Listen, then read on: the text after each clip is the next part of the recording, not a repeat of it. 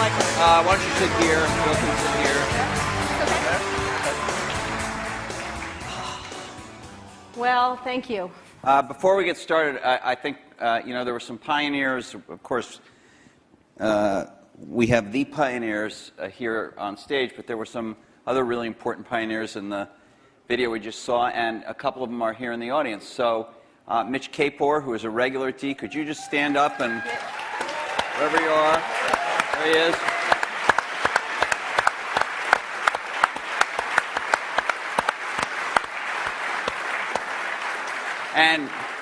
And Fred Gibbons, who has not come to D before but is here tonight. Fred. There's Fred. Right there. And I don't know if he's in the room, but I do want to recognize our fellow journalist Brent Schlender from Fortune, who did the last, to my knowledge, the last joint interview these guys did. It was not on a stage, but it was a Fortune magazine interview. Brent, I don't know if you're in the room. If you are, can you stand? Maybe he's right back there. Way over there.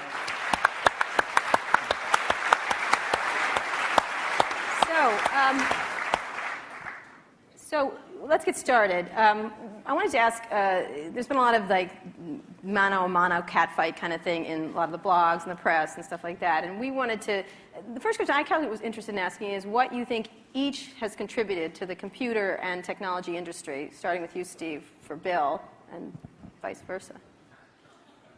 Well, Bill built the first software company in the industry. And I think he built the first software company before anybody really in our industry knew what a software company was, except for these guys. And that was huge. That was really huge. And the business model that they ended up pursuing turned out to be the one that worked really well, for the industry. Mm-hmm. So I think, but the biggest thing was Bill was really focused on software before almost anybody else had a clue that it was really the software. That's what I see. I mean, a lot of other things you could say, but that's the high order bit. And I think building a company is really hard, and it requires your greatest persuasive abilities to hire the best people you can and keep them at your company and keep them working, doing the best work of their lives, hopefully. And Bill's been able to stay with it for all these years. So, Bill, how about the contribution of Steve and Apple? Well, first I want to clarify, I'm not fake Steve Jobs.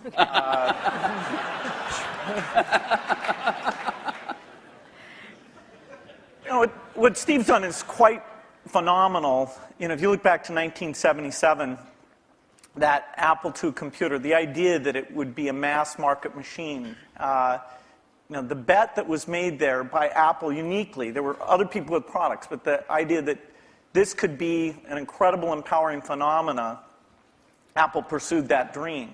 Then one of the most fun things we did was the Macintosh, and that was so risky. People may not remember that Apple really bet the company. Lisa hadn't done that well, and some people were saying, okay, that general approach wasn't good. But the team that Steve built, even within the company, to pursue that, even some days it felt a little ahead of its time. I don't remember that Twiggy disk drive. 128K. Yeah. The Twiggy disk drive, yes. Steve gave a speech once, which is one of my favorites, where he talked about, in a certain sense, we build the products that we want to use ourselves. So he's really pursued that with incredible taste and elegance that has had a huge impact on the industry. And his ability to always come around and figure out where that next bet should be has been phenomenal. Apple literally was failing when Steve went back and reinfused the innovation and risk-taking that have been phenomenal. So the industry's benefited immensely from his work. We've both been lucky to be part of it, but I'd say he's contributed as much as anyone. Well, we've also both been incredibly lucky to have had great partners that we started the companies with, and we've attracted great people. I mean, so everything that's been done at Microsoft and at Apple has been done by just remarkable people, none of which are sitting up here, today. Well, not us. Well, you're sort of the Not you. not us. And You're in a way you're the stand-ins for all those other people. in a way we are. In a very tangible way. So Bill mentioned the Apple II in 1977 and 30 years ago, and there were a couple of other computers with which were aimed at the idea that average people might be able to use them. And looking back on it, a really average person might not have been able to use them by today's standards, but it certainly broadened the base of who could use computers. I actually looked at an Apple ad from 1978. It was a print ad that shows you how ancient it was, and it said thousands of people have discovered the Apple computer. Thousands of people. And it also said, you don't want to buy one of these computers where you put a cartridge in. I think that was a reference to one of the Atari or something. I don't know. You want a computer you can write your own programs on.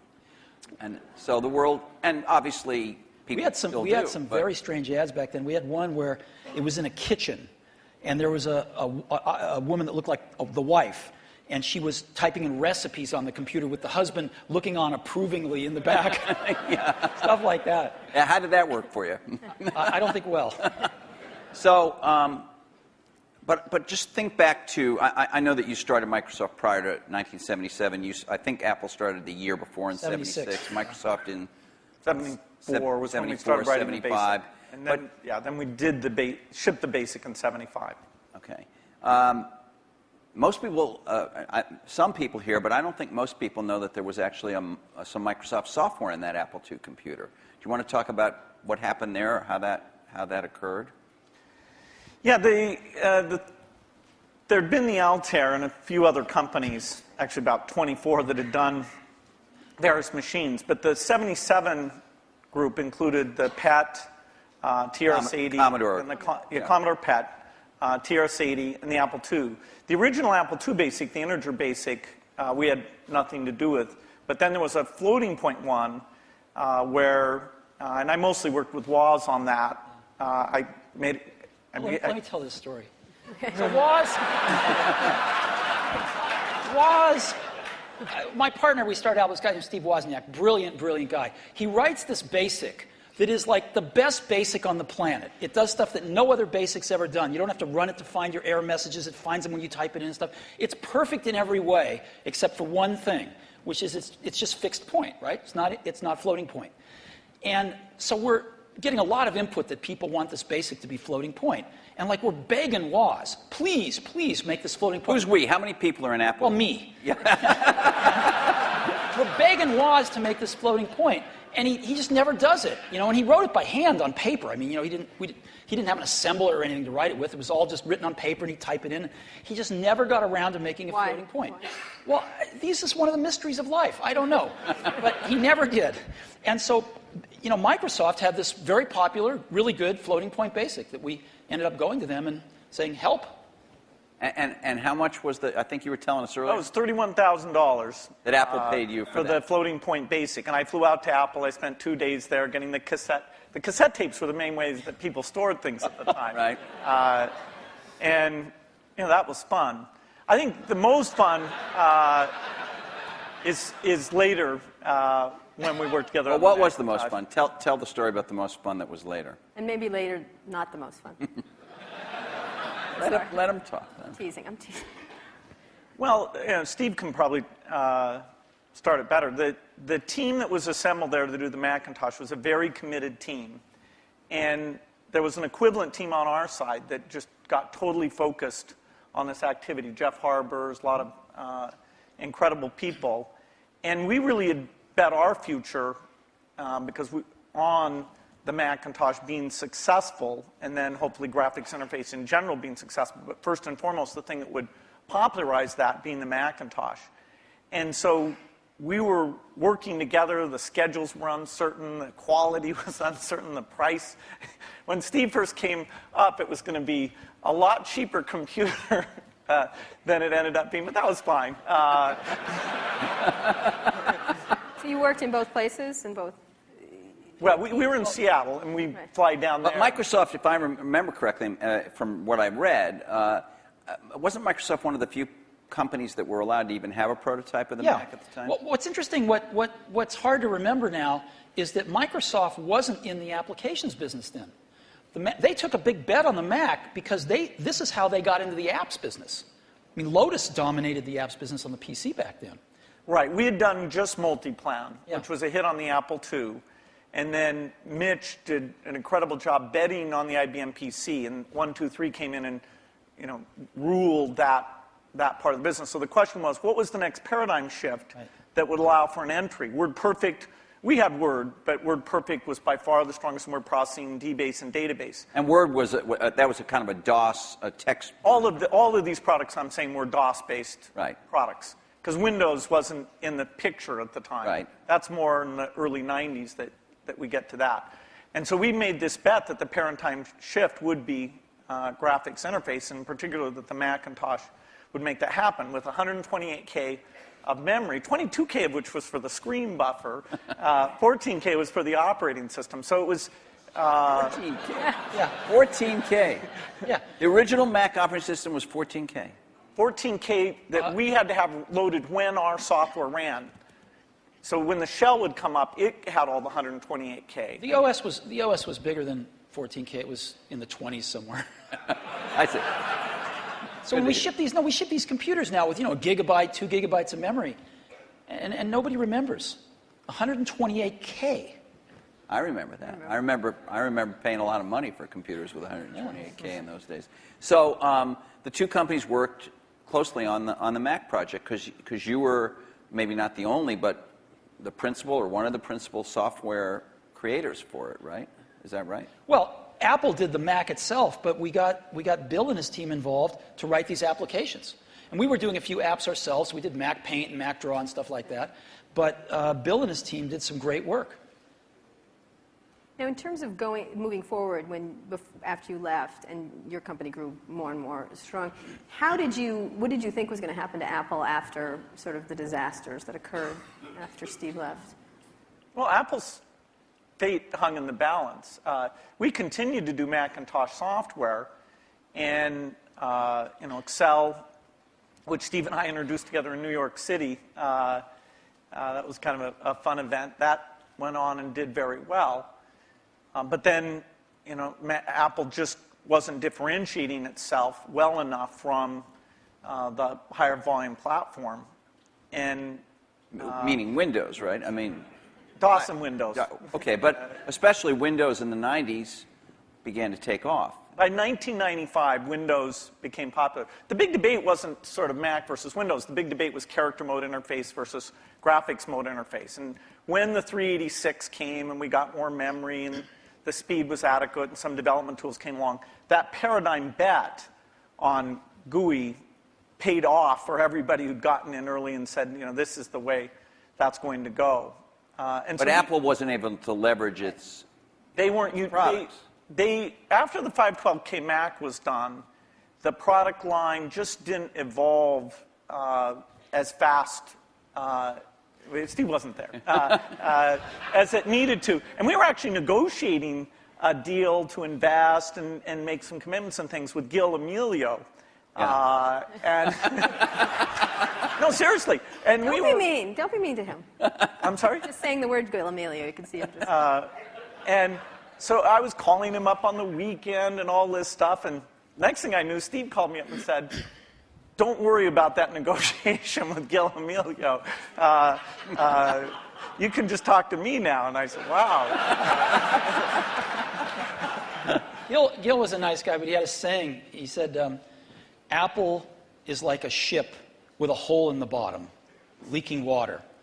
And my job is to get the ship pointed in the right direction.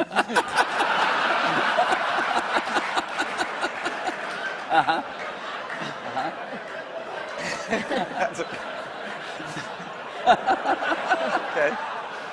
So, and meanwhile, through all this, I want to get back to the thing we saw in 1997 at Macworld there, but Windows was just going great guns. I mean, Windows 95, to whatever extent earlier versions of Windows had not had all the features, all the GUI stuff that the Mac had, Windows 95 really was an enormous, enormous leap. Yeah, Windows 95 is when graphics interface became mainstream, and when the software industry realized, wow, this is the way applications are going to be done. And it was amazing that it was ridiculed sort of in 93, 94. It was not mainstream. And then in 95, the debate was over. It was kind of just a common sense thing. And it was a combination of hardware and software maturity getting to a point that people could see it. So I don't want to go through every detail, the whole history of how you came back, but Thank you. You had, but you in that video we all saw, you said you had decided that it was destructive to have this competition with Microsoft. Now, obviously, Apple was in a lot of trouble, and I presume that there was some tactical or strategic reason for that, as well as just wanting to be a nice guy, right? I mean, you know, Apple was in very serious trouble, and what was really clear was that if the game was a zero-sum game where for Apple to win, Microsoft had to lose, then Apple was going to lose. But that's, a lot of people's heads were still in that place. Why was that from your perspective? Well, a lot of people's heads were in that place at Apple, and even in the customer base, because, you know, Apple had invented a lot of this stuff, and Microsoft was being successful, and Apple wasn't, and there was jealousy and this and that. There was just a lot of reasons for it that don't matter. But the net result of it was there were too many people at Apple and in the Apple ecosystem playing the game of, for Apple to win, Microsoft has to lose. And it was clear that you didn't have to play that game, because Apple wasn't going to beat Microsoft. Apple didn't have to beat Microsoft. Apple had to remember who Apple was, because it had forgotten who Apple was. And so to me, it was pretty essential to break that paradigm. And it was also important that, you know, Microsoft was the biggest software developer outside of Apple developing for the Mac. And so, you know, it was just crazy what was happening at that time. And Apple was very weak. And so I called Bill up, and we tried to patch things up. Yeah, and since that time, we've had a team that's fairly dedicated to doing the Mac applications, and they've always been treated kind of in a unique way so that they can have a pretty special relationship with Apple. And that's worked out very well. In fact, every couple years or so, there's been something new that we've been able to do on the Mac, and we have it's a great business for us. And it's actually, the relationship between the Mac development team at Microsoft and Apple is a great relationship. It's one of our best developer relationships. And do you look at yourself as rivals now today as this landscape has evolved? And we'll talk about the internet landscape and everything else and other companies that have come forward. But how do you look at yourselves in this landscape today? because you are competitors in certain ways, which is the American way, right? We watch the commercials. And you get annoyed at each other from Although, time you know to what? time. I have to confess, I like PC Guy better. Yeah, he's great. I like him. You know, the art of those Yes, commercials is not to be mean, but it's actually for the guys to like each other.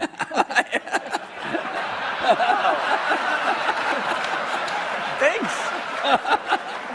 PC Guy is great. I like He's got a big heart. His mother loves him. His mother loves I'm him. telling you. I like PC Guy totally much better. Wow. I do. I don't know why. He's endearing. The other guy's a PC Guy is what jackass. makes it all work, actually. Yeah. All right. It's worth thinking about. So how do you look at yourselves? Let me just ask you, Bill. Obviously, Microsoft is a much larger company. You're in many more markets, many more types of products than Apple is. You know, when you were running the company, or when Steve Ballmer is running the company, you think obviously about Google. You think about, I don't know, Linux in the enterprise. You think about lots of, Sony in the game area. How often is Apple on your radar screen at Microsoft in a business sense? Well, they're on the radar screen as an opportunity, and in a few cases like the Zune, that if you go over to that group, they think of Apple as a competitor. They love the fact that Apple's created a gigantic market, and they're going to try and come in and contribute something to that. And we love them because they're all customers.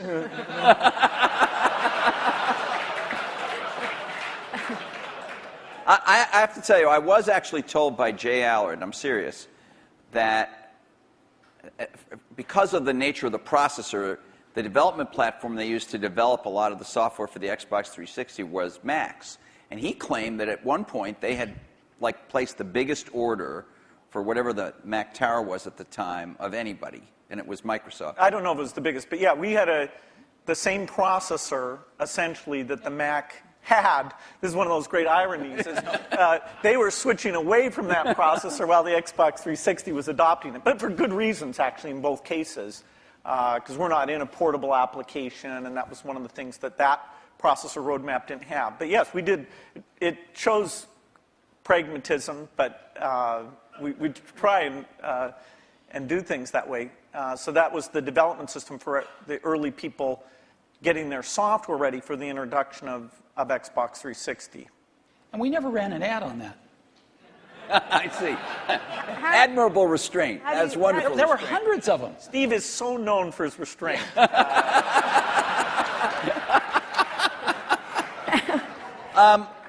How do you look at Microsoft from an Apple perspective? I mean, you compete in computers and... I mean, you could say you don't compete, the era of destructive whatever you said in 1997, but you think you're consciously aware of what they're doing with Windows. You followed Vista closely, I think.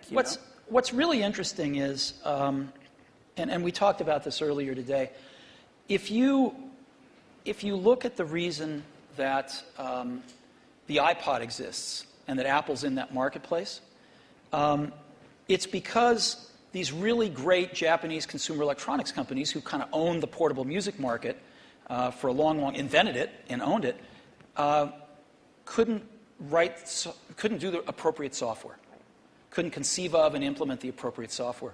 Because an iPod's really just software. It's software in the iPod itself, it's software on the PC or the Mac, and it's software in the cloud for the store. And it's in a beautiful box, but it's software. If you look at what a Mac is, it's OS 10, right? It's in a beautiful box, but it's OS 10. And if you look at what an iPhone will hopefully be, it's software. And so the big secret about Apple, of course, not so big secret maybe, is that Apple views itself as a software company. And there aren't very many software companies left. And Microsoft is a software company. And so, we look at what they do, and we think some of it's really great, and we think some of it's, a little bit of it's competitive, and most of it's not. We don't have a belief that the Mac is going to take over 80% of the PC market. We're really happy when our market share goes up a point, and we love that, and we work real hard at it. But Apple's fundamentally a software company, and there's not a lot of us left, and Microsoft's one. But you may be fundamentally a software company, but you've been known, at least to your customers and to most journalists, as the company that kind of pays a lot of attention integrating software and hardware. Alan Kay, Microsoft has made some recent moves to be a little more like that. Obviously not in your core biggest businesses, but with Xbox and Zune and the Surface computing a device we saw today is another example. These aren't markets that hold up in size to Windows or Office, but they're some of your more recent initiatives. Are the company's approaches to this Alan Kay had urging a little? Or Alan Kay had a great quote back in the 70s, I think. He said, people that love software want to do their own hardware. Well, Bill loves software. No, I can resist that. The question is, are there markets where the innovation and variety you get is a net positive? The negative is that in the early stage, you really want to do the two together. So you want to do prototyping and things like that, really is one thing. And then to take the phone market, we think we're on 140 different kinds of hardware. We think it's beneficial to us that even if we did a few ourselves, it wouldn't give us what we have through those partnerships. Likewise, if you take the robotics market, very undeveloped. We have over 140 all tiny volume robots using Microsoft software. And the creativity, building toys, security things, medical things. We love the innovation and the ecosystem that's going to grow up, who knows when, but we're patient, around that, and we'll have a great asset with this robotic software platform. So there are things like PC, phone, and robot where the Microsoft choice is to go for the variety. Apple's great. For them, they do what works super well for them. And there's a few markets like Xbox 360, Zune, and this year we have 2 new ones, the Surface thing and this round table, which is the meeting room thing, where we'll actually, through subcontractors, but it's the P&L on the risk and all that for the hardware. The design is completely a Microsoft thing. The round table, is that something you've announced, or were you just... We've shown prototypes of it. That's the thing where it's got the 360-degree cameras and all those. It's like Cisco has something in that market and HP too, right? Well, HP has a very high-end thing that's a tiny bit like it. But anyway. All right. Do you ever regret... Was there something you might have wanted to do differently? And maybe you feel like this happened after you left Apple. Something you might have done differently where you could have had a much bigger market share for the Mac? Well, before I answer that, let me make a comment on Bill's answer there, which is, it's very interesting in the consumer market and the enterprise market. They're very different spaces.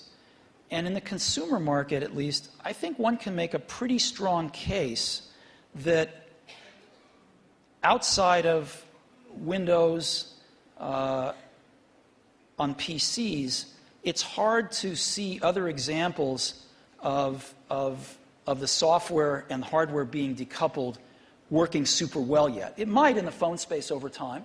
It might. But it's not clear. It's not clear. You can see a lot more examples of the hardware-software coupling working well. And so I think this is one of the reasons we all come to work every day, is because nobody knows the answer to some of these questions, and we'll find out over the coming years. Maybe both will work fine, and I think maybe they won't.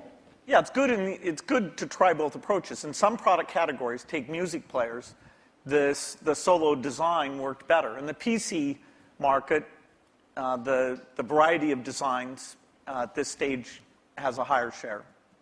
It has a higher share? Yeah, it has a lot higher share. Well, it's not that much different in music players the other way around. Is there some moment you feel like I should have done this or Apple should have done that and we could have had? You stuck to this idea of these hardware-software integration, and it's working very well now. There's a lot of things that happened that I'm sure I could have done better when I was at Apple the first time, and a lot of things that happened after I left that I thought were wrong turns, but it doesn't matter. It really doesn't matter, and you kind of got to let go of that stuff, and we are where we are. So we tend to look forward, and one of the things I did when I got back to Apple 10 years ago was I gave the museum to Stanford and all the papers and all the old machines and kind of cleared out the cobwebs and said, let's stop looking backwards here. It's all about what happens tomorrow. And because you can't look back and say, well, gosh, I wish I hadn't gotten fired. I wish I was there. I wish this. I wish that. It doesn't matter.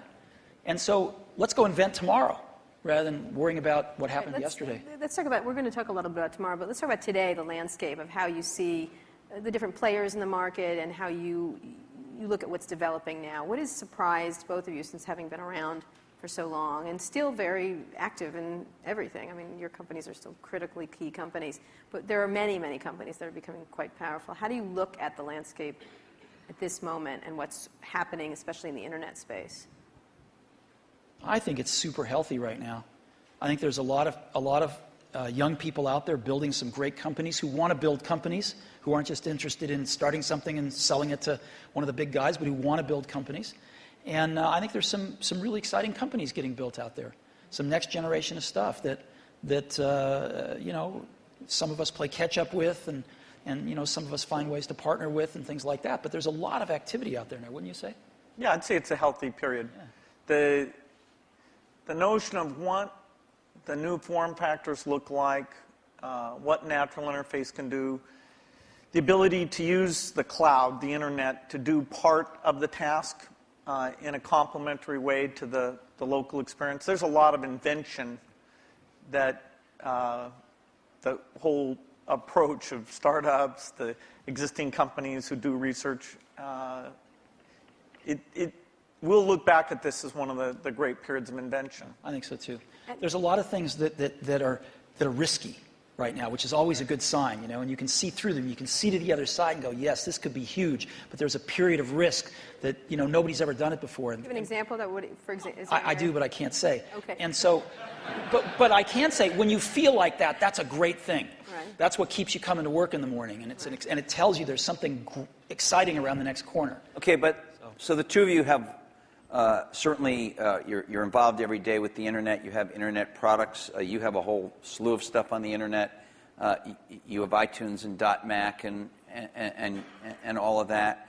But on another level, you're the guys who represent the rich client, the personal computer, the big operating system and all that. And there is a certain school of thought, and I'm sure it's shared by some people in the room, that this is all migrating to the cloud, and you'll need a fairly light piece of hardware that won't have to have all that investment, all the kind of stuff you guys have done throughout your careers.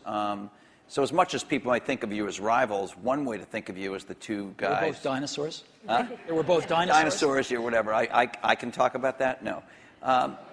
Seriously, is there in 5 years? In 5 years, is the personal computer still going to be the linchpin of all this stuff? Well, you can say that it'll be predicted that it won't be. The network computer took us over about, 5 years ago, we disappeared. Remember the single function computer? There was somebody who said that these general purpose things are kind of a dumb idea.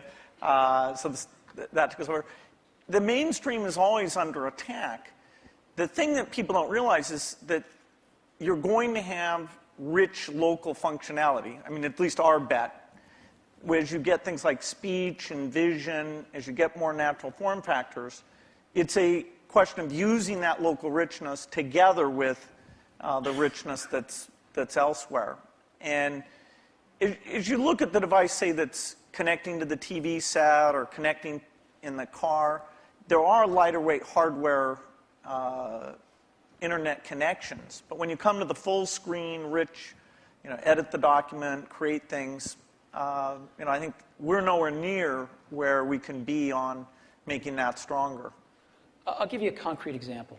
I love Google Maps, use it on my computer, in a browser. But when we were doing the iPhone, we thought, wouldn't it be great to have maps on the iPhone? And so we called up Google, and they'd done a few client apps in Java on some phones, and they had an API that we worked with them a little on. And we ended up writing a client app for those APIs. They would provide the back-end service. And the app we were able to write, since we're pretty reasonable at writing apps, blows away any Google Maps client. Just blows it away. Same set of data coming off the server, but the experience you have using it is unbelievable. It's way better than the computer. And just in a completely different league than what they'd put on phones before. And that client is the result of a lot of technology on the client, that client application. So when we show it to them, they're just blown away by how good it is. And you can't do that stuff in a browser. So people are figuring out how to do more in a browser, how to get persistent state of things when you're disconnected from a browser, how do you actually run apps locally using apps written in those technologies so they can be pretty transparent whether you're connected or not. But it's happening fairly slowly, and there's still a lot you can do with a rich client environment. At the same time, the hardware is progressing to where you can run a rich client environment on lower and lower cost devices, on lower and lower power devices. And so there's some pretty cool things you can do with clients. So so you're saying rich clients still matter, but maybe I misunderstood you, but your example was about a rich client that is not a personal computer as we have thought of a personal computer. What I'm trying to say is I think the marriage of some really great client apps with some really great cloud services is incredibly powerful, and right now can be way more powerful than just having a browser on the client. You're talking about a software company being a software and services company rather than a... I'm saying the marriage of these services plus a more sophisticated client is a very powerful marriage. Bill, architecturally, the question is, do you run just in the cloud and all you have down locally is the browser? And that is the same question for the phone as it is for the full screen device. There'll always be different screen sizes because these are, the 5-inch screen does not really compete with the 20-inch screen does not compete with the big living room screen. Those are things that there'll be some type of computing behind all of those things, all connected to the internet. But the idea that locally you have the responsiveness of immediate interaction without the latency or bandwidth limitations that you get if you try and do it all behind, that's what leads to the right balance. What does that device look like in 5 years? What would be your principal device? Is there one, or? Is it a, I think you use, I could be wrong, I think you carry a tablet. Right. Right. Which has not necessarily stormed the world yet. Yeah, this is like Windows 1992, I think. That is, I'm unrepentant on my belief. Okay. But to go back to Kara's point, what would you each imagine that you would carry as your principal, let's say, thing to do? I mean, the Jeff web Hawkins and showed a very lightweight email device and all that kind of stuff. Yeah, I don't know if you guys saw, but Jeff Hawkins showed a Linux-based, a very small, I think he called it a companion to a smartphone today. A phone companion. It sounded a little naughty, frankly. It doesn't matter, you weren't there, but what would you think each would be? I assume you carry a tablet PC. I don't know what brand it is. Maybe you change them up. I don't know. You obviously carry a MacBook Pro, I would guess, or a MacBook. Yeah, well, and an iPhone. And an iPhone. You have one? I do. Right here? Yes. Well, he has when he took it out before. Really? Sorry. He flashed his iPhone earlier today. Anyway, go ahead. So what is your device? What's your device in 5 years that you rely on the most? I don't think you'll have one device. I think you'll have a full-screen device that you can carry around, and you'll do dramatically more reading off of that. Yeah, I mean, I believe in the tablet form factor. I think you'll have voice. I think you'll have ink. You'll have some way of having a hardware keyboard and some settings for that. And then you'll have the device that fits in your pocket, which the whole notion of how much function should you combine in there. You know, there's navigation computers, there's media, there's phone. Technology is letting us put more things in there, but then again, you really want to tune it so people know what they expect. So there's quite a bit of experimentation in that pocket-sized device. But I think those are natural form factors, and it will have the evolution of the portable machine and the evolution of the phone will both be extremely high volume, complementary. That is, if you own one, you're more likely to own the other. And then at home, you'd have a setup that they all plug into? Well, at home, you'll have your living room, which is your 10-foot experience, and that's connected up to the internet. And there you'll have gaming and entertainment. And there's a lot of experimentation in terms of what content looks like in that world. And then in your den, you'll have something a lot like you have at your desk at work. You know, the view is that every horizontal and vertical surface will have a projector, so you can put information. You know, your desk can be a surface that you can sit and manipulate things. Can I please have a room in my house that doesn't have a screen and a projector in it? You bet. Thanks. The bathroom. Well, that's the perfect place for it, actually. so what's your 5-year outlook at the devices you'll carry? You know, it's interesting. The PC has proved to be very resilient. Because as Bill said earlier, I mean, the death of the PC has been predicted every few years. And here, when you're saying PC, you mean personal computer in general, not just Windows PCs. I mean personal computer in general. Okay. And you know, there was the age of productivity, if you will, you know, the spreadsheets and word processors, and that kind of got the whole industry moving. And it kind of plateaued for a while, was getting a little stale, and then the internet came along, right? And everybody needed more powerful computers to get on the internet. Browsers came along, and it was this whole internet age that came along, access to the internet.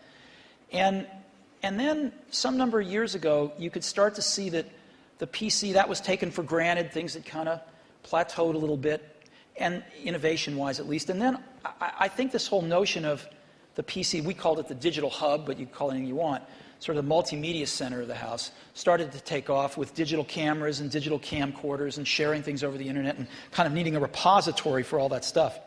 And it was reborn again as sort of the hub of your digital life. And you can sort of see that there's something starting again. It's not clear exactly what it is, but it will be the PC maybe used a little more tightly coupled with some back-end internet services and some things like that. And of course, PCs are going mobile in an ever greater degree. So I think the PC is going to continue, this general purpose device is going to continue to be with us and morph with us, whether it's a tablet or a notebook or a big curved desktop that you have at your house or whatever it might be. So I think that'll be something that most people have, at least in this society. In others, maybe not, but certainly in this one. But then there's an explosion that's starting to happen in these, what you call post-PC devices, right? And you call the iPod one of them. There's a lot of things that are not... You can get into trouble for using that term. I want you to know that. What? I'm kidding. Post-PC devices. Why?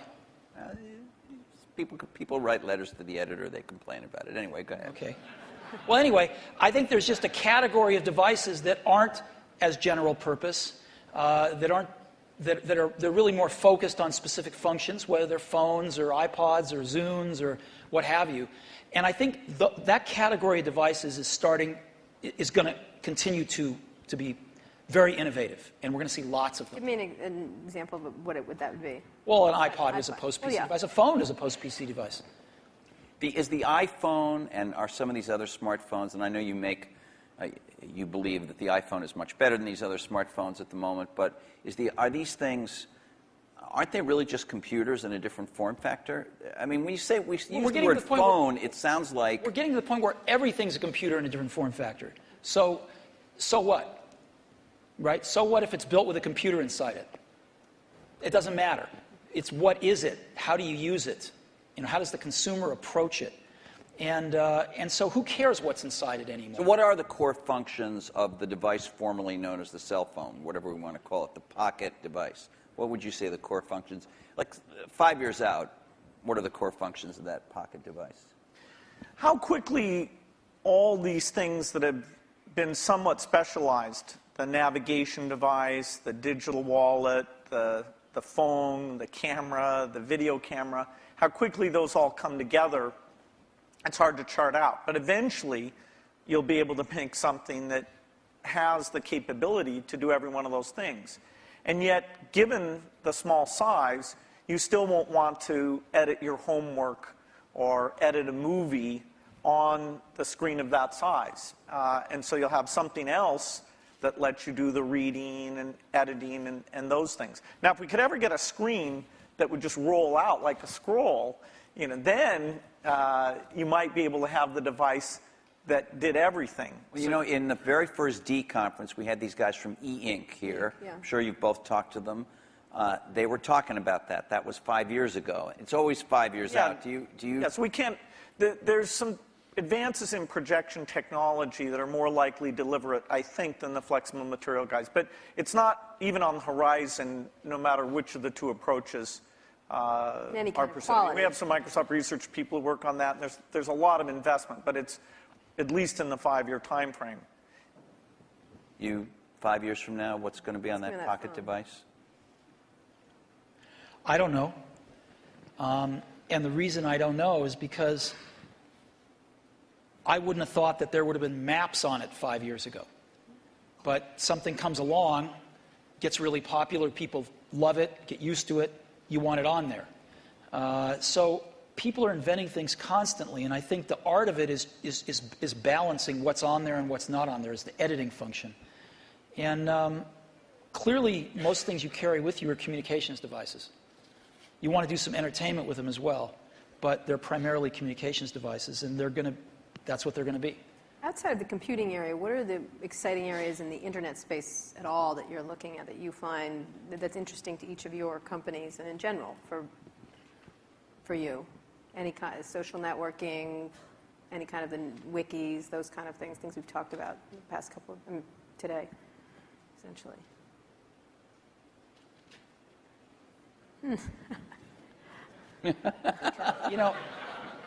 We're working on some things that I can't talk about.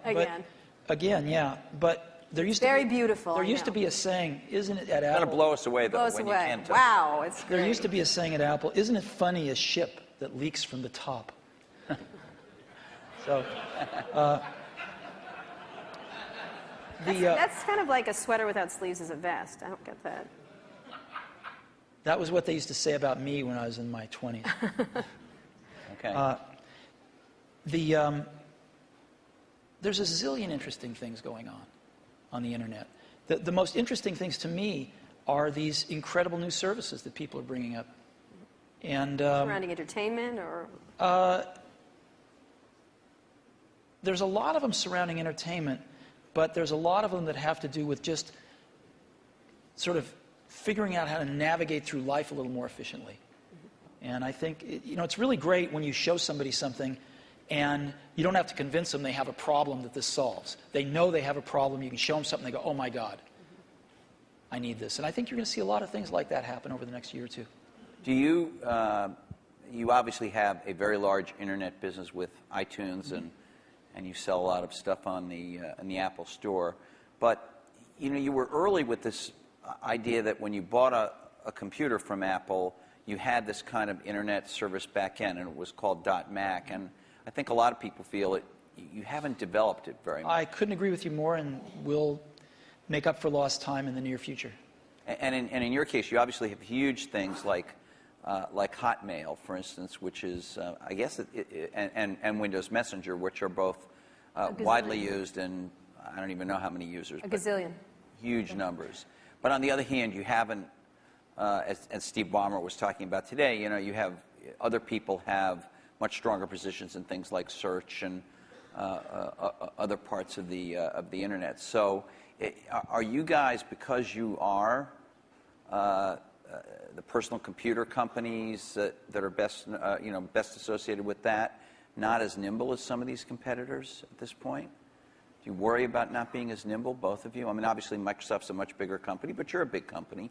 Steve, Apple is. Do you worry about not being as nimble as somebody sitting out there with, the kind of 10 employees that you guys had in 1977? Well, there's always going to be great new things that come out of other companies, and you want to be in a position to benefit from those, to have those inventions drive demand for Windows and personal computers, and then some of those upstream things you want to participate in. I hope Steve mentioned we are going to participate in search, hopefully to a higher degree in the future. He did mention that, yeah.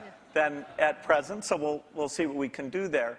A lot of the applications are more specialized, so they're not areas we'll go into. Take what can happen with education now, that video is mainstream, and all these tools that let you do rich interactions are very mainstream. I'm very excited about that. The idea of empowerment goes back to the very beginning of our industry, and some of those dreams that this would be used by students, or that teachers could get better and learn from each other in these new ways. We're just at the threshold where some of those things can happen. And yes, our companies can contribute to that, but as a whole, it's the ecosystem jumping on and building on each other where you can finally say, finally technology did something for education. See, I look at this a little bit differently, which is we're not trying to do a lot of this stuff because it's not what we do. We don't think one company can do everything. So you've got to partner with people that are really good at stuff. Like, we're not, maybe Microsoft is great at search. We're not. We're not trying to be great at search. So we partner with people that are great at search.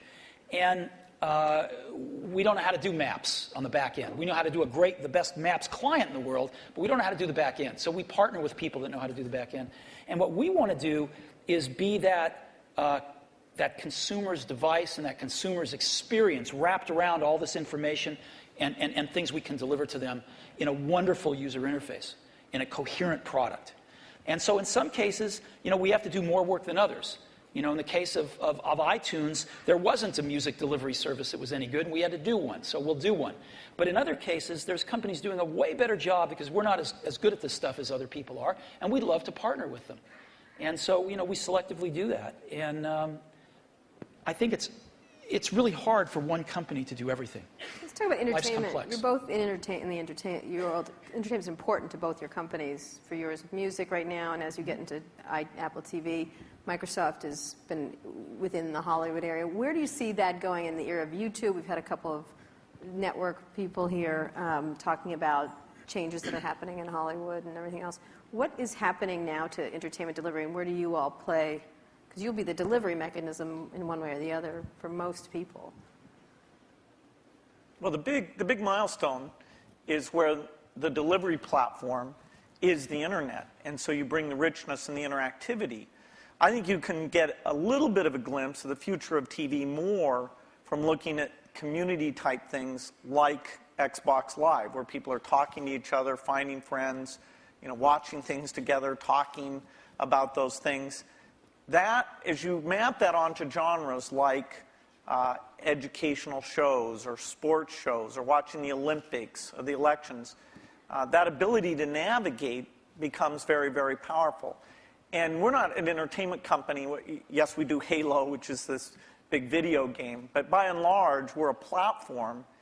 And so it's the tough software things, whether it's the speech or the ink or the deep graphics, that's where things that take 10 years to get done, the IPTV stuff, the foundation there, it took 10 years to get it done. Now it's finally coming to fruition, and we have people like AT&T betting their company on putting that together. So we're just at the start of having a scale entertainment delivery vehicle both through PCs, unfortunately not connected up to the TV set in most cases, but that's a point of innovation. And now things like IPTV and Xbox that are connected up in the living room. Steve, you were today, Bill, you weren't here, but Steve showed a new function of Apple TV that brings YouTube directly to the TV. Is there going to be more of that from you? Do you see yourself, the way Bill says, as an enabler of entertainment? Or, well, I mean, putting aside your Disney role, but your Apple role. I think people want to enjoy their entertainment when they want it and how they want it, on the device that they want it on. So ultimately, that's going to drive the entertainment companies into all sorts of different business models. And that's a good thing. I mean, if you're a content company, that's a great thing. More people wanting to enjoy your content more often in more different ways, that's why you're in business. But the transitions are hard sometimes. And the music industry, it turned out that the internet got fast enough to download songs pretty easily. There was no legal alternatives, and maybe they made some bad choices in how they reacted to that. But they're still trying to make the transition to a very different way of doing business, or ways of doing business, while they're under attack from piracy. And we can all highlight some of the mistakes that have been made, but still, it's a tough job. And Hollywood, I think, has watched what's happened in music, learned some things to do, some things not to do. But they're still trying to map this out. How do they make some of these transitions, some new business models, different platforms, allowing their customers way more freedom on when they want to watch stuff and how they want to watch it. And I think there's a tremendous amount of experimentation and thought going on that's going to be good. That's going to be really good if you're a content owner. Can I ask about the user interface of the personal computer for a minute? Vista has just come out, which is your best version of Windows you've done, has some UI improvements in it. You're about to do yet another version of the Mac OS called Leopard in the fall, which, from what you've shown publicly, at least so far, has some improvements. But fundamentally, these are still the kind of file icon, folder icon, drop-down menu. I know I'm minimizing. There's a lot of other things. There's gadgets and widgets and all kinds of other cool things in there now. But you can see that it's still all built on what you started with, what Xerox did research on. Is there in the offing in the next 4 or 5 years, is it possible there's a new paradigm for organizing the user interface of the personal computer? Let's leave cell phones and things out for a minute, but just the personal computer, Bill. One of the things that's been anticipated for a long time is when 3D comes into that interface. And there was a lot of experimentation, sites on the internet where you'd kind of walk around and meet people. But in fact, the richness, the speed, it just didn't sustain itself. Now we're starting to see with some of the mapping stuff, a few of the sites, that the quality of that graphics, the tools and things are getting to the point where 3D can really come in. So I definitely say that when you go to a store, bookstore, you'll be able to see the books lined up, the way you might be interested in, or lined up the way they are in the real store. So 3D is a way of organizing things, particularly as we're getting much more media information on the computer, a lot more choices, a lot more navigation than we've ever had before. And we can take that into this communications world where the PC is playing a much more central role, kind of taking over was the PBX, sort of one of the last mainframes in the business environment. That'll be a big change that'll come to it. And as we get natural input, that'll cause a change. And what about this multi-touch stuff? It's really interesting. Obviously, Steve showed some of it on the iPhone when he introduced the iPhone. Steve Ballmer today showed a bunch of it with the Surface computing device. It happens, although it's not part of our program, that HP, which is a sponsor of this conference, has a multi-touch sort of display over here out in the foyer.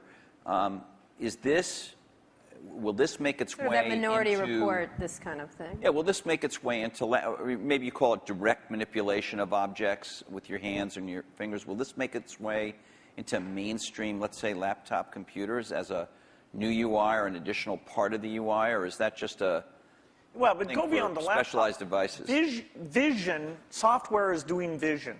And so, imagine a game machine where you just can pick up the bat and swing it, or the tennis racket and swing it. Yeah, we have one of those. Yeah, No, that's the Wii. not it. You can't pick up your tennis racket I see what you mean, and yeah. swing it. Right. You can't sit there with your friends and do those natural things. That's a 3D positional device. This is video recognition. This is a camera seeing what's going on. And in a meeting, like you're on a video conference, you don't know who's speaking when they're audio only, things like that. The camera will be ubiquitous. Now, of course, we have to design it in a way that people's expectations about privacy are handled appropriately. But software can do vision, and it can do it very, very inexpensively. And that means this stuff becomes pervasive. You don't just talk about it being in a laptop device. You talk about it being part of the meeting room or the living room or... But on the laptop, the way that, and maybe I'm wrong, maybe this is what we have is great and we don't need any new big radical change. But when I turn on my laptop, whether it's my Vista laptop or my Mac laptop, it's there have been improvements, but it's a lot like it was 10 years ago. It's much better. The graphics are better and all that. You talked about that radical change. You have the mouse. For both your companies. You have the icons you move around. You have and you talked about what a big gamble it was in '84 to do that and then follow on with Windows. We still essentially have that approach, and I'm just wondering, is that going to change? Touch, ink, speech, vision, those things come in, but they don't come in as a radical substitute. I think you're also underestimating the degree of evolution because you've lived with it year by year. Say we'd sent you away for 10 years and you came back and you said, wow, there's a search paradigm, and that's more at the center of how you find these things. There's tagging, that's more at the center of how you find these things. The evolution is a very good thing. In fact, even in that evolution, the stuff we did with Office, there's this balance you strike where when you make a change, in that case the ribbon, you're going to have some users who feel like, oh, geez, I have to spend a little bit time to be brought along to that. But there has been good evolution. But these natural interface things are the revolutionary change, and they'll be very revolutionary. That together with the 3D that I talked about. Steve? I know you're working on something. It's going to be beautiful. We'll see it soon. Yeah, you can't talk about it, but Bill discusses all his secret plans. You don't discuss any of them. I know. It's not fair, but it's... I think the question is a very simple one, which is how much of the really revolutionary things people are going to do in the next 5 years are done on the PCs, or how much of it is really focused on the post-PC devices. And there's a real temptation to focus it on the post-PC devices because it's a clean slate, and because there are more focused devices, and because they don't have the legacy of these zillions of apps that have to run in zillions of markets. And so I think there's going to be tremendous revolution in the experiences of the post-PC devices. And the question is how much to do in the PCs. And I'm sure Microsoft is. We're working on some really cool stuff. But some of it has to be tempered a little bit because you do have, these tens of millions in our case, or hundreds of millions in Bill's case, users that are familiar with something that, they don't want a car with 6 wheels. They like the car with 4 wheels. They don't want to drive with a joystick. They like the steering wheel. And so, you have to, as Bill was saying, in some cases you have to augment what exists there, and in some cases you can replace things. But I think the radical rethinking of things is going to happen in a lot of these post-PC devices. I'm going to ask a more personal question. We have just a minute before we're going to open up for questions. What's the greatest, I'm not going to call this the Barbara Walters moment and ask you what tree you'd like to be, but what's You would love to be Barbara Walters, let me just tell you. No, I would not. What's the greatest misunderstanding? Ding, right. But thank you, Steve. About your relationship. I mean, you're obviously going to go down in history as history books already said kind of thing. But what's the greatest misunderstanding between you and your relationship and about each other? What would you say would be this idea of catfight, this idea of which one of the many? We've kept our marriage secret for over a decade now. Canada. That trip to Canada. Mm-hmm.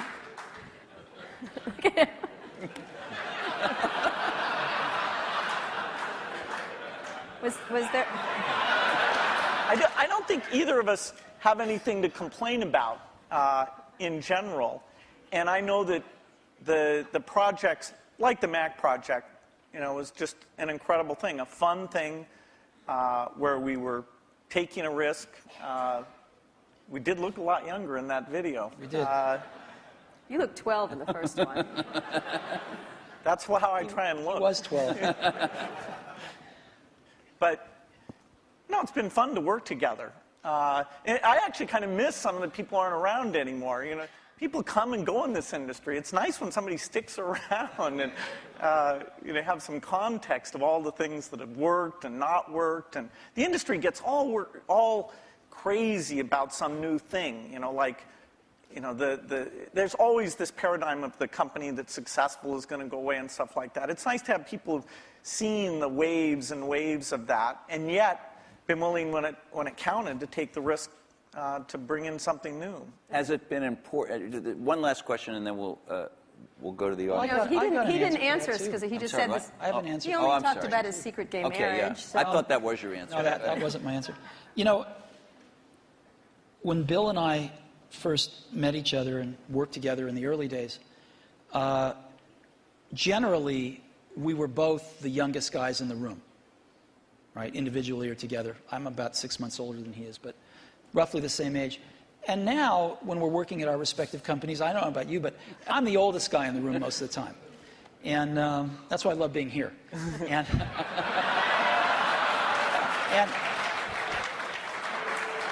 so, happy to oblige. Happy to oblige. And I think of most things in life as either a Bob Dylan or a Beatles song. But there's that one line in that one Beatles song, you and I have memories longer than the road that stretches out ahead. And that's clearly true here. Well, you know what? I think we should end it there. Let's just end it there. I'm having a little tear right here. Thank you. Thank you very much. Thank you so much. Sure. Thank you.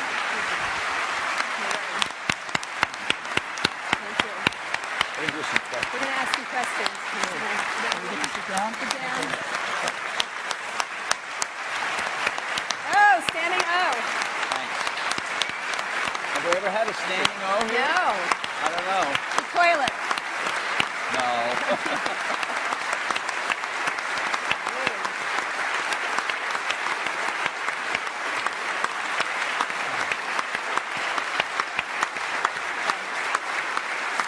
Whoa. The handle was pretty well. Very good. Great. Wow. Okay, so some audience questions. Questions? Can we have the lights? Roger Roger. McNamee from Elevation Partners. Hey guys, that was incredible. Thank you very much.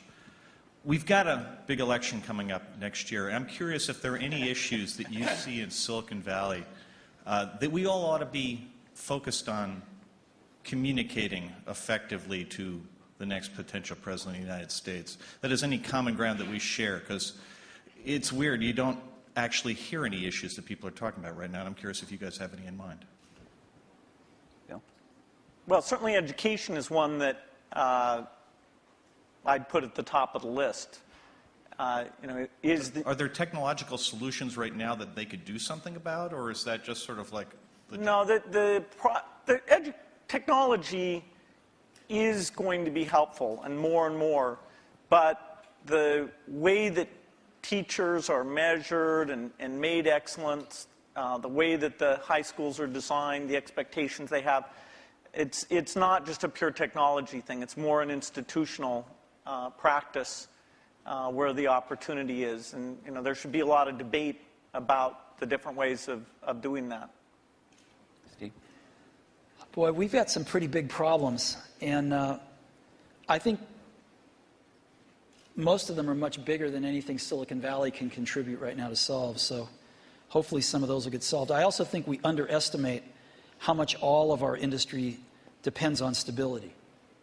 We've enjoyed a long period of stability, and we've been able to focus on technology and growing our businesses and stuff, and I think we take that for granted sometimes.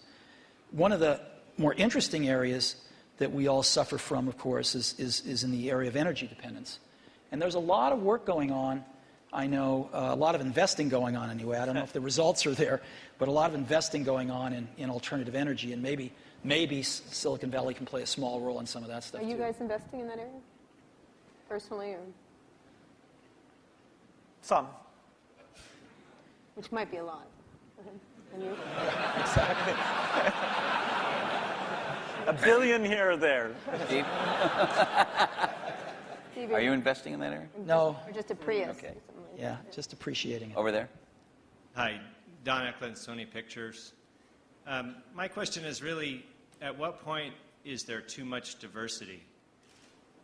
It was talked about a few times in the discussion, the fact that now microprocessors are very low cost, memory's low cost, software is ubiquitous. But my life has been made better by standards like coding standards, network standards, and it seems like we're reaching a point where diversity is starting to take hold to a point where we're not going to be able to have the kinds of convergence devices that I think everyone would really be able to appreciate. And I'm wondering, is this going to be like healthcare or mass transit, where you just can never put it back in the bottle again? And I'd like to get your perspective on that. If there's still an opportunity to have some grand convergence devices that can really simplify people's lives and enrich their lives. Steve? Well, I think Bill and I would agree that we can get it down to 2. No, I think it's hard to limit imagination and innovation. I think there's always going to be a bunch of new great things, and I think that's part of what we put up with to get the innovation. We put up with a little bit of aggravation to get the innovation. And I think the marketplace is awfully good at allowing diversity when it should and then getting rid of it when it shouldn't. And then letting it come back sometimes. Yeah. Well, yeah. I mean in terms of standards and things. The internet standards have been incredibly powerful. Video formats, things like this. And so I don't see things that are going to really hold back a convergence device. Sure, there's a lot of wireless approaches, but that's pretty healthy right now. They each have various merits. A few of them will end up overlapping the other ones and kill the other ones out. But I think the industry's done very well at latching on to standards for the things that there were no longer any innovation in, and then focusing on the places where it wasn't clear which approach was best. Jesse? Hi, I'm Jesse Kornbluth, headbutler.com.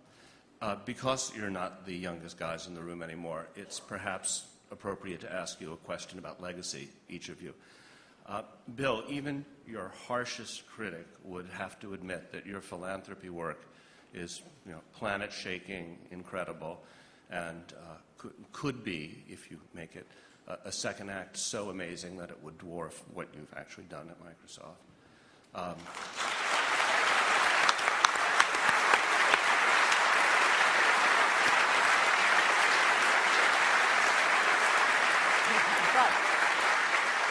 If you had to choose a legacy, what would it be? And Steve, do you look at Bill and you think, gee, that guy is so lucky. He had a company so rich with talent that he didn't have to personally, come in every day and save it. And, I wish I had the opportunity.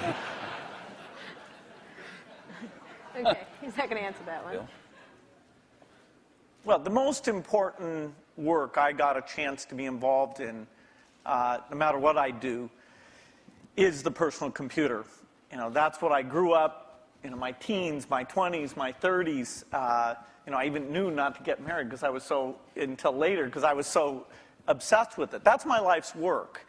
And it's lucky for me that some of the skills and resources, but I'd put skills first, that I was able to develop through those experiences can be applied to the benefit of the people who haven't had technology, including medicine, working for them. So it's an incredible blessing to have two things like that. But the thing that if you look inside my brain, it's filled with software and, the magic of software and a belief in software. And, that's not going to change. Okay. So your question was about whether I wish I didn't have to go into Apple every day? No, if you envy Bill a bit, this second act that he has. Oh, no, I think it's I think the I don't world's do anything else. But I think the world's a better place because Bill realized that his goal isn't to be the richest guy in the cemetery. Right? That's a good thing. And so he's doing a lot of good with the money that he made. I'm sure Bill was like me in this way. I mean, I grew up fairly middle class, lower middle class, and I never really cared much about money. And Apple was so successful early on in life that I was very lucky that I didn't have to care about money then. And so I've been able to focus on work and then later on my family. And I sort of look at us as two of the luckiest guys on the planet because we found what we loved to do and we were at the right place at the right time. And we've gotten to go to work every day with super bright people for 30 years and do what we love doing. And so it's hard to be happier than that. Your family and that. What more can you ask for?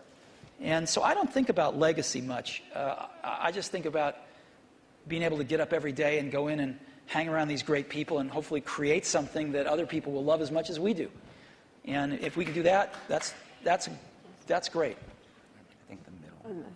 Yeah. Thanks, Steve and Bill. Rob Kelly. I'm here with my business partner.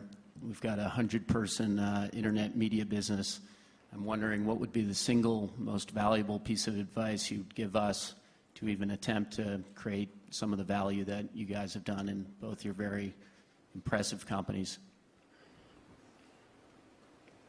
I think actually, maybe in both cases, correct me if I'm wrong, the excitement wasn't really seeing the economic value. Even when we wrote down at Microsoft in 1975, a computer on every desk and in every home, we didn't realize, and we'll have to be a big company. Every time I thought, oh God, can we double in size? Geez, can you manage that many people? Will that feel fun still? And so every doubling was like, okay, this is the last one. And so the economic thing wasn't at the forefront. The idea of being at the forefront and seeing new things and things we wanted to do and being able to bring in different people who are fun to work with, eventually with a pretty broad set of skills, and figuring out how to get those people, those broad skills to work well together has been one of the greatest challenges. I've made more of my mistakes in that area maybe than anywhere, but eventually getting some of those teams to work very well together. So it's, I think it's a lot about the people and the passion, and it's amazing that the business worked out the way that it did. Yeah. People say you have to have a lot of passion for what you're doing, and it's totally true. And the reason is because it's so hard that if you don't, any rational person would give up. It's really hard, and you have to do it over a sustained period of time. So if you don't love it, if you're not having fun doing it and you don't really love it, you're going to give up. And that's what happens to most people, actually. If you really look at the ones that ended up being successful, unquote, in the eyes of society and the ones that didn't, oftentimes it's the ones that are successful loved what they did so they could persevere when it got really tough. And the ones that didn't love it quit because they're sane, right? Who would want to put up with this stuff if you don't love it? So it's a lot of hard work, and it's a lot of worrying constantly. And if you don't love it, you're going to fail. So you got to love it. You got to have passion. And I think that's the high order bit. The second thing is you've got to be a really good talent scout, because no matter how smart you are, you need a team of great people, and you've got to figure out how to size people up fairly quickly, make decisions without knowing people too well, and hire them, and see how you do, and refine your intuition, and be able to help build an organization that can eventually just build itself, because you need great people around you. Thank you. Liz Beyer, question, I guess it's historical curiosity. You approached the same opportunity so very differently. What did you learn about running your own business that you wished you had thought of sooner or thought of first by watching the other guy? Well, I'd give a lot to have Steve's taste. He has natural, not a joke at all. I think in terms of intuitive taste, both for people and products. We sat in Mac product reviews where there were questions about software choices, how things would be done, that I viewed as an engineering question, and that's just how my mind works. And I'd see Steve make the decision based on a sense of people and product that, it's even hard for me to explain. The way he does things, it's just different. And I think it's magical. And in that case, wow.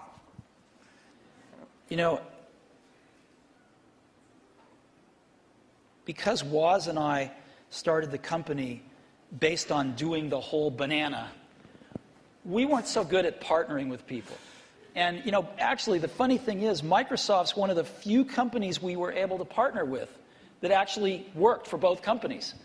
And we weren't so good at that, as where Bill and Microsoft were really good at it, because they didn't make the whole thing in the early days. And they learned how to partner with people really well.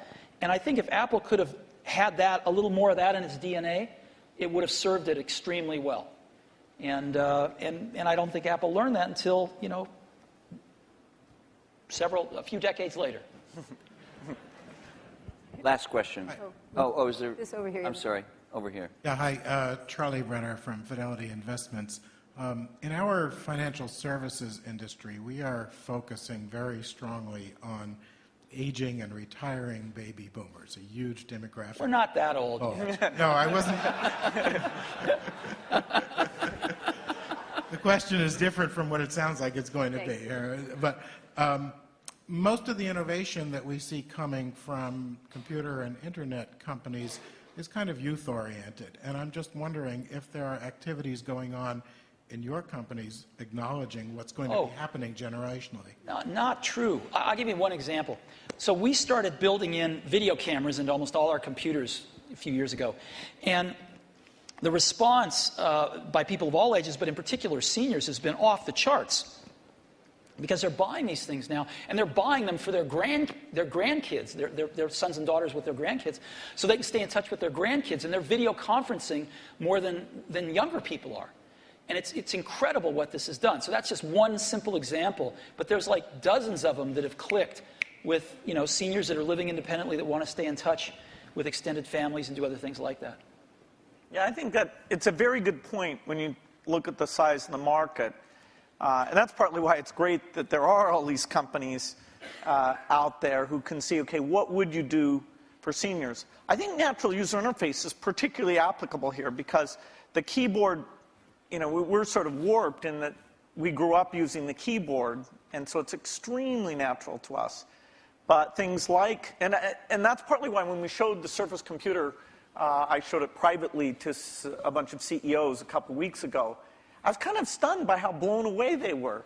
But their ease of navigation is just not the same. And when they saw that, the idea that they could organize their photo album, it meant more to them than it did to me. I'll give you another example. We've got a little shy of 200 retail stores now. And one of the things the stores are doing is personal training now. It's called one-to-one. And we are up to now a run rate of 1 million personal training sessions. They last an hour per year. 1 million per year. You only started a little while ago, right? Yeah. We started about a year ago. And we're up to 1 million training sessions a year run right now. And a lot of those folks, some of them anyway, many of them are seniors. And they're coming in and they're spending an hour learning how to use Office, and they're spending an hour learning how to video conference. And they can basically come in as much as they want, and they can schedule these things throughout a year, and they pay $99, I think, a year for it. And it's been great. Last question. Now the last question over there. We all share a common science fiction experience of the metaverse or the Matrix, where we all could communicate without being in the same place. And by the way, thank you both for providing us the best platform so far to go to chat rooms or to all go to a MySpace.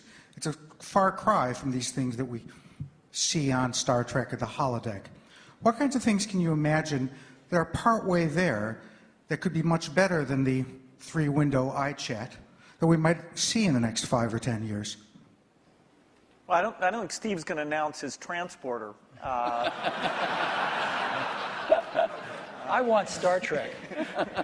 Just give me Star Trek.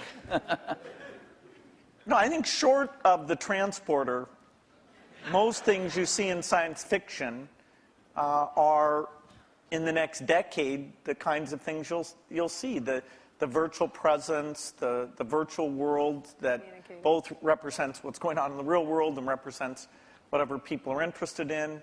This movement in space as a way of interacting with the machine. I think the deep investments that have been made at the research level will pay off with these things in the next 10 years. Steve? I don't know. And that's what makes it exciting to go into work every day. Because there's, as we talked about earlier, this is an extraordinarily exciting time in the industry. And lots of new stuff happening. So, I can't even begin to think of what it's going to be like 10 years from now. Great. Thank you so much. No, thank you so much. Thank you so much. It's great. It's great. It's really good.